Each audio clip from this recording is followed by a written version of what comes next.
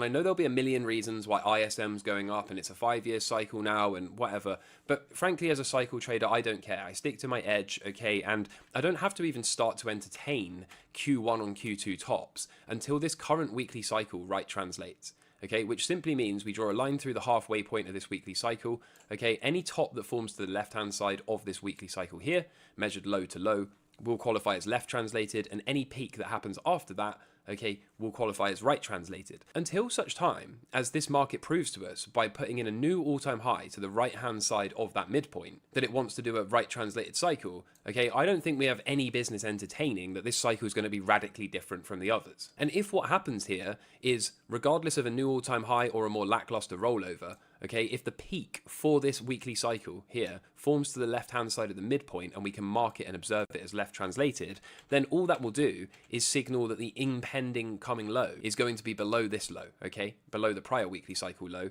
and thus we would label this a failed cycle because it traded through the prior weekly cycle low level. Then from there, we would again expect bearish price action, which would be a left translated cycle peak, followed by a rollover, a decline, and a cycle failure, meaning we trade below the prior weekly cycle low. And this is how we get our downtrend, and this is how we label our 4-year cycle low as well as our weekly cycle. So for me, the read is very simple, okay? It is either we are about to melt faces here, have a double, and everything will be right with the world, everyone will be happy, and we can sell hopefully a big final trend line breakdown higher up.